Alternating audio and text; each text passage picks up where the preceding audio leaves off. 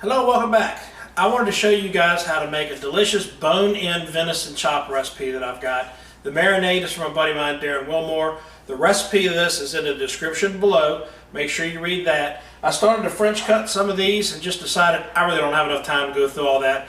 I'm just going to do bone-in chops. So we're going to make this a quick video. You guys have got to try this. This is a great way to do these chops.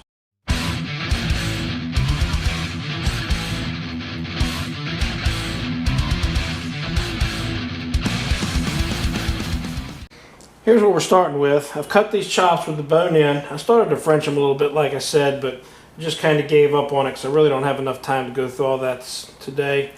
But this is just a bone in chop. It's going to have a great presentation, and I'm using a vacuum seal marinator. And that's very important. If you don't have overnight to brine or marinate these things, the vacuum seal marinator is awesome. There'll be a link to this in the description below too. Now I've got my brine cooling. You need to mix up all your ingredients for your brine, marinade, whatever you want to call it. Bring it to a boil, but then you need to cool it down before you add it to the meat. And I found if you do like a double broiler, but with an ice bath, you can get it down cooler a whole lot faster. So that's almost cool enough to add to the meat now. All right, once you got it cooled, give it a good stir. Cover those babies up. And again, the recipe to this brine is in the description below. Make sure everything's covered real good. And now we'll vacuum seal that. All right.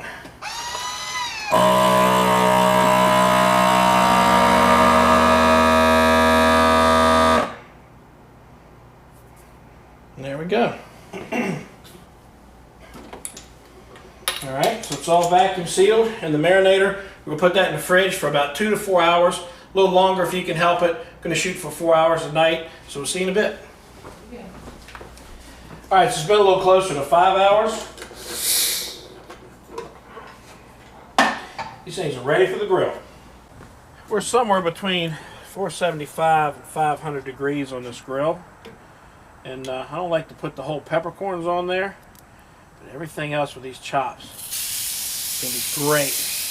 And guys, you've heard me say it before, if you don't have these grill grates on your grill, you need them. They are amazing and really help everything be better.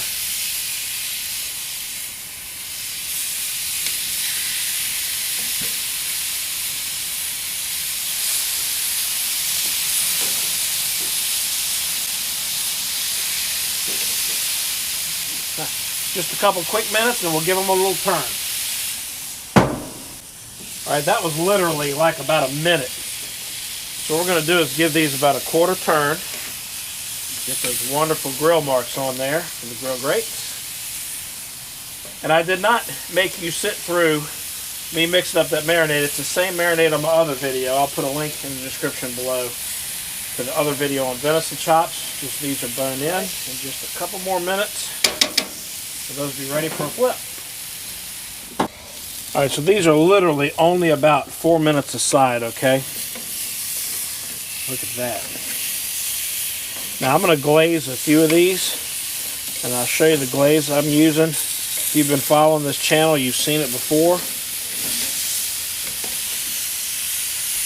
Alright, I'm going to be using the Tsp Peach Heat, which is an amazing glaze.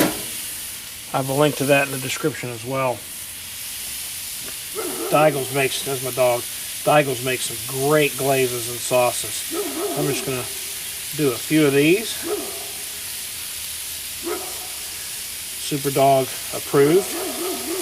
Right at the flip and let that cook on there. Alright, we're cooking these things hot and fast, so you got to watch temperature on them. You don't have a good thermometer, you need it. Around 140, 135, that's a little hot. You need to get them on off of there.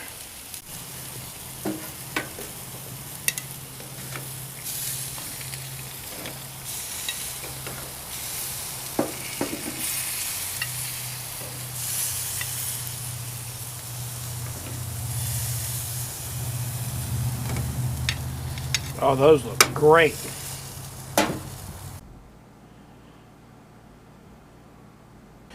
All right, let's check this out. Look at that, just as moist as can be. That's good stuff. So that's bone-in venison chops, very easy to do. You can check out Scott Reed's video on how to butcher these chops on your deer. The recipes and everything, all the links to the stuff I use in the description below. Make sure you give me that thumbs up like button. Hit that subscribe button down in the corner while you're thinking about it. Check out some other videos while you're here, and we'll see you next time.